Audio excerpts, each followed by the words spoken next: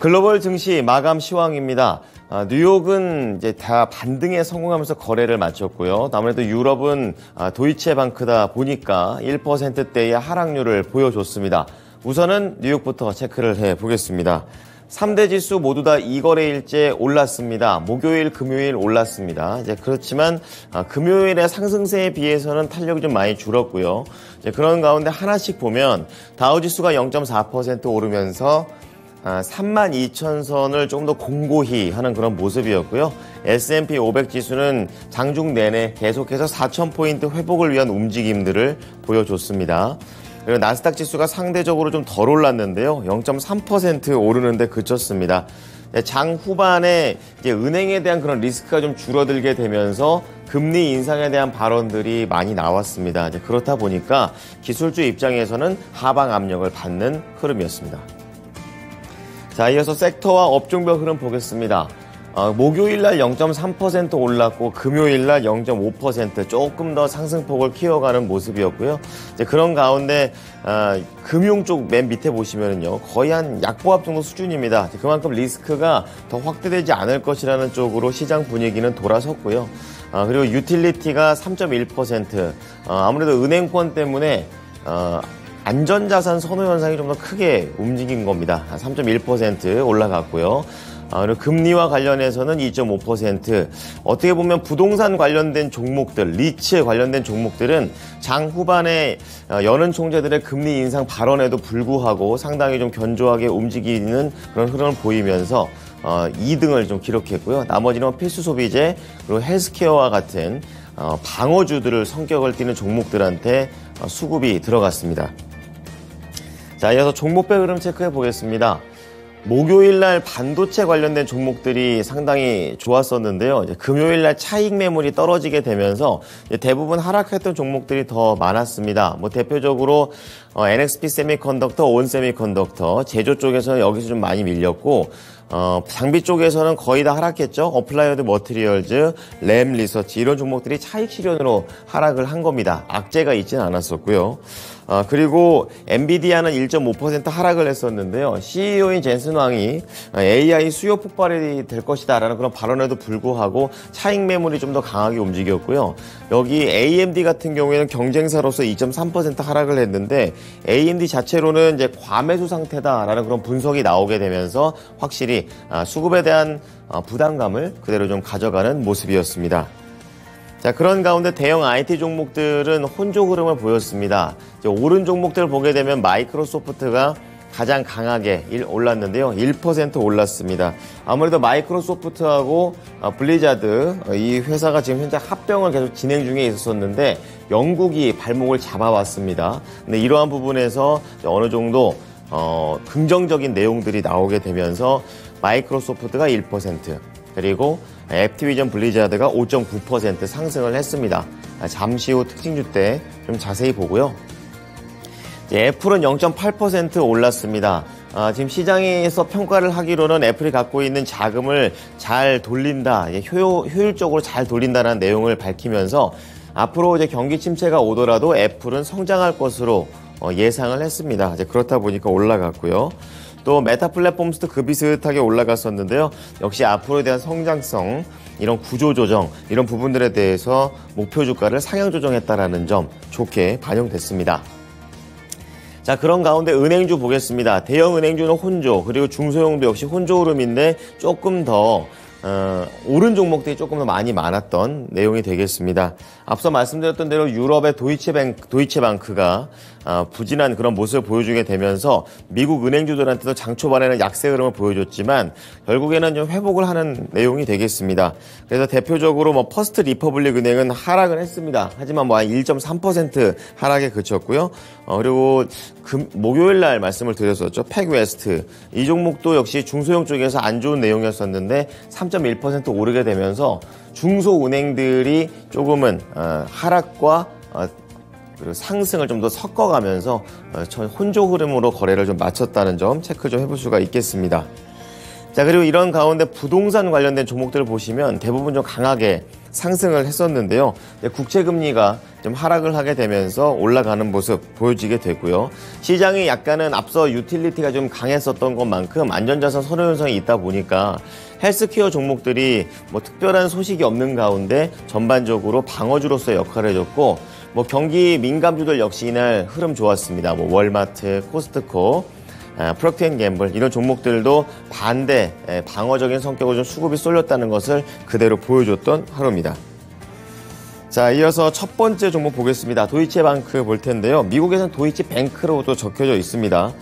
보험 비용이 치솟게 되면서 이 관련된 크레디트 디폴트 스왑이 폭등을 했습니다. 200bp 이상 올라가게 되면서 2019년 이후 최고치까지 올라갔습니다. 이제 그렇다 보니까 이제 불안감을 자아냈다라는 것이 결론이 되겠고요. 이 이슈로 인해서 도이치방크라든지 뭐 UBS, 크레딧 스위스 이런 종목들도 동반해서 다 하락을 하는 내용이었습니다. 업계에서는 미국의 이런 고금리 기조, 이런 상황 자체가 유럽 은행들한테도 후폭풍을 불러일으키고 있다라고 판단을 하고 있고요. 다만 22 총재라든지 뭐 미국의 경제 인사들이 유럽의 이런 은행권은 견조하다, 긍정적이다라고 좀 얘기를 했고, 크레딧 스위스처럼 문제가 되지 않을 것이다라고 발언을 하게 되면서 이러한 부분들은 어느 정도 악재를 상쇄했습니다. 장중에 밀렸지만 밑골이 달고 좀 올라오면서 낙폭 축소했고요. 결론적으로는 3.1% 하락하면서 종가를 형성했습니다. 자, 두 번째는 블리자드 좀 체크를 해보겠습니다. 마이크로소프트가 블리자드를 인수하려고 하는데 이게 또 게임 산업의 반독점 쪽으로도 갈 수 있었기 때문에 그동안 다른 경쟁 이런 당국에서 허락을 내지 않는 그런 내용이 되겠습니다. 하지만 영국의 이 반독점 규제 기관이 마이크로소프트의 블리자드 인수가 콘솔 게임 시장의 경쟁을 저해하지 않을 것이다 라고 얘기를 하게 되면서 한 달 만에 입장을 180도 바꿨습니다. 이렇게 되면서 분위기가 개선이 됐고요. 이날 블리자드는 5.9%, 장중에 크게 이렇게 갭업으로 뛰어오르게 되면서 전고점보다 더 위에 있는 최근 흐름에 비해서는 가장 높게 위치되어 있습니다. 84달러의 종가를 형성했습니다. 자, 이어서 미국 현지 연결해서요, 분위기 좀 자세하게 살펴보도록 하겠습니다. SH인베스트먼트 김선영 연구원입니다. 연구원님 안녕하세요. 네, 안녕하십니까? 네, 미국 증시가 장 초반에 안 좋게 출발했다가 다행히 반등 마감을 했습니다. 이제 은행에 대한 악재가 재부각되는 하루였었는데요. 분위기 어땠습니까? 예, 지난 금요일 뉴욕 증시는 도이체방크를 비롯한 유럽 은행들의 주가가 크게 하락하면서 장 초반 약세를 보였지만 오후 들어 시장의 우려가 과도하다는 분석에 힘이 실리면서 3대 지수가 모두 0.5% 안팎의 상승으로 마감됐고, 지난 한 주간으로 보면 은행권의 불확실성에도 불구하고 다우지수는 0.4%, S&P 500은 1.4%, 나스닥은 1.6%의 상승으로 한 주를 마쳤습니다. 미국 지역은행들의 파산 사태가 유럽 대형은행까지 번질 수 있다는 공포가 심해진 하루였는데요. 도이체뱅크의 부도를 대비한 파생 상품, 즉 크레딧 디폴트 스왑 가격이 급등하면서 유럽 중앙은행과 독일 정부까지 즉각 진화에 나섰는데요. 크리스틴 라가르드 ECB 총재는 EU 지도자들에게 유럽 은행 산업은 강력하다고 강조했고, 울라프 슐스 독일 총리 역시 민간은행인 도이체뱅크에 대해 공개적으로 매우 수익성이 좋은 은행이라고 말하는 등 사태를 진정시키는 모습을 보였습니다.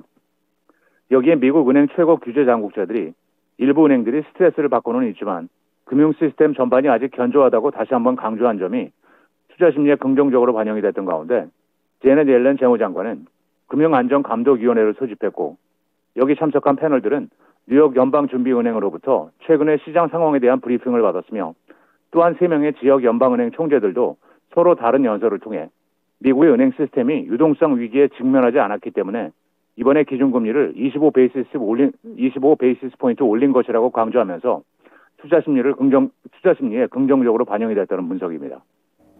네, 은행 때문에 흔들렸다가 이제 은행과 관련해서 수습했던 내용들이 하루 동안에 나와줬습니다. 이렇게 약간은 불안정한 시장 속에서 투자 자문사들이 앞으로에 대한 시장 전략을 좀 내놨다고 하는데요. 어떻게 내놨습니까? 예, 그렇습니다. 투자 자문사 트루이스트 어드바이저리 서비스의 키스 러너 공동 최고 투자 책임자는 공격적인 금리 인상의 영향으로 인해 투자자들이 방어적인 투자를 해야 한다고 조언하고 있습니다. 그는 CNBC와의 인터뷰를 통해 우리는 여전히 방어적인 입장을 취하고 있다면서 지난 몇 주 동안 발생한 일은 한 세대에 한 번 있을 법한 공격적인 금리 인상의 결과라면서 은행주들이 최저치를 경신했다면서 이는 중요하면서 아주 부정적인 신호라며 미국 외 국가들도 마찬가지라면서 유럽의 은행들은 지수에서 큰 비중을 차지하고 있다며 그들이 약세를 보인다면 주식시장은 매력을 잃을 것이라고 경고했습니다. 또한 투자은행 베어드의 로스 메이필드 투자전략 애널리스트 역시 방어주가 단기적으로 아웃퍼폼할 것이라고 전망을 하고 있는데요. 그는 연방준비제도의 인플레이션 대응 또는 전반적인 긴축이 새로운 단계에 접어들게 되면 위험 자산에 투자하기 좋은 시기가 될 수 있을 것이지만 당분간은 변동성이 계속되고 경기 둔화로 향할수록 방어주가 아웃퍼폼할 수 있다고 설명하면서 장기적으로 연준의 피벗 정책은 위험 자산에 투자하기 좋은 시기를 나타낼 것이라면서도 주식을 보유하고 채권 또는 현금이 아닌 시장에 투자하는 것이 좋다는 것이라고 설명하고 있습니다. 네. 자, 다음은 대표적인 매파 인사가 되겠습니다. 세인트 블러드 여는 총재가 되겠는데요. 앞으로에 대한 금리 전망을 했습니다. 어떤 내용들을 발언했나요? 예, 연방준비제도의 대표 매파적인 인사인 제임스 블러드 세인트 루이스 연방은행 총재가 올해 미국 기준금리를 5.5에서 5.75% 사이로 제시하면서 연준의 금리 인상 기조가 지속될 것임을 시사했습니다. 그는 기준금리 연방 전망치를 기존의 5.3에서 0.25%포인트 더 올려 잡았다면서 최근 경제 지표가 강하고 금융 스트레스가 완화될 것을 전제한 것이라고 설명을 하면서 5.3%는 지난 22일 공개된 FOMC 점도표의 연말 최저금리 전망의 중간값인 5.1%보다 크게 높은 것으로 FOMC 위원 18명 중 7명이 5.1%보다 높은 금리를 연말 전망치로 예측한 바 있었는데요. 결국 은행 위기가 진정된다면 표준금리는 더 높아질 수 있다는 것을 시사한 발언이라는 분석인 가운데 라파엘 보스틱 애틀란타 연방은행 총재도 3월 금리 인상은 간단한 결정이 아니었지만 우리는 시스템이 건전하고 탄력적이라고 본 것이라고 설명한 바 있습니다. 반면 금리 선물시장 투자자들은 3월 FOMC 결정이 마지막 금리 인상일 것이라고 보는 견해가 높은데요. 시카고 상품거래소에 따르면 투자자들은 다음 FOMC에서 금리가 동결될 가능성을 약 88%로 점치고 있으며 이와 함께 7월에 금리가 인하될 가능성은 약 93% 이상으로 예측하고 있습니다. 네, 매파 위원이 봐도 은행에 대한 리스크는 많이 줄었다라는 그런 판단입니다. 자, 그런 가운데 오늘의 종목 또 은행에서 나오게 됩니다. 퍼스트 리퍼블릭 뱅크가 되겠는데요. 지금 오너일가 쪽에서 의혹이 나왔다고 하는데 어떤 내용입니까? 예, 그렇습니다. 파산설에 시달리고 있는 샌프란시스코에 본사를 두고 있는 지방은행 퍼스트 리퍼블릭 뱅크가 지난 수년간 설립자인 제임스 허버트의 가족들에게 금리 및 리스크 관련 컨설팅 서비스의 명목으로 수백만 달러를 지급했다고 월스트리트 저널지가 보도했습니다. 신문은 그의 처남인 제임스 힐리가 소유한 컨설팅 업체 카프라 에이벡스는 투자 포트폴리오 리스크 관리 등을 주제로 한 자문 업무로 2021년 한 해에만 230만 달러를 받았고 그의 아들은 은행 대출부서 감독 업무를 하면서 350만 달러를 수령했다고 보도했는데요.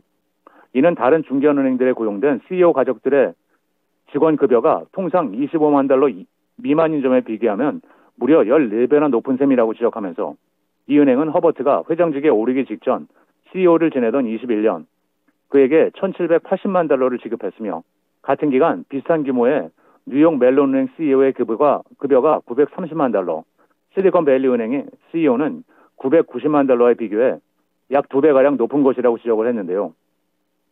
회사 측은 CEO 연봉은 은행이 2016년부터 21년 사이에 호실적을 기록하고 강력한 주주 수익 환원이 이루어진 점을 반영한 것이라고 해명을 하고 있는 가운데 지난 금요일 퍼스트 리퍼블릭 뱅크의 주가는 1.35% 하락한 12달러 30센트의 거래를 마쳤습니다. 네, 투자자들은 이제 피해를 봐서 힘든 그런 상황에서도 힘 빠지는 그런 소식인 것 같습니다. 자, 그러면 내일 예정된 경제 지표 그리고 실적 발표 일정이 어떻게 되어 있습니까?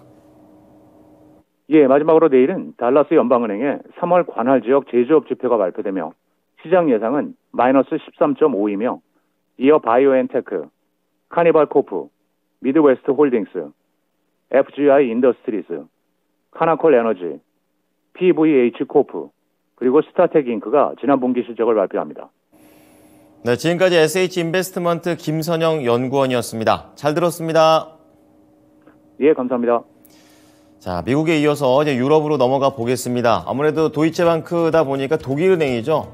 은행 관련된 리스크로 유럽이 좀 더 크게 맞는 분위기였는데요. 종가 보시면 다 1% 중반, 그러니까 1.5%를 중심으로 하락을 했습니다. 독일이 1.6%, 프랑스 1.7%, 영국이 1.2% 하락을 하게 됐는데요.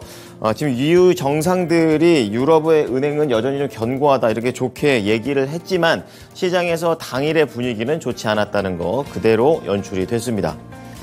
자, 상품 시장 넘어가겠습니다. 유가 볼 텐데요. 1% 올랐습니다. 70달러 밑에서 마감을 하는 모습인데요. 오늘 계속해서 도이체방크 얘기가 나올 것 같아요. 이제 이거와 관련된 우려가 전반적인 이런 선물 상품 시장에서도 악재가 됐습니다. 그만큼 좀 침체 가능성이 다시 한번 부각됐다라는 판단이 되고 있고요. 이날 구리 가격은 0.9% 밀렸습니다. 강달러 현상에 따라서 밀리는 건데 장 후반에 나왔던 기준금리 인상과 관련된 내용들이 이날 상품 시장을 누르는 모습이었었고요. 금값은 이제 안전자산 선호 현상 때문에 장중에 2,000달러를 넘기기도 했습니다. 하지만 이러한 리스크가 일부 회복됐다라는 관점에서 다시 반락을 했고 0.6% 하락했습니다. 그리고 10년물 국채금리 수익률 거의 미미한 움직임을 보여줍니다. 장중에 좀 오르는 경향을 보이다가 결국에 하락 전환하면서 3.3%의 종가를 형성했습니다. 지금까지 글로벌 증시 마감 시황이었습니다.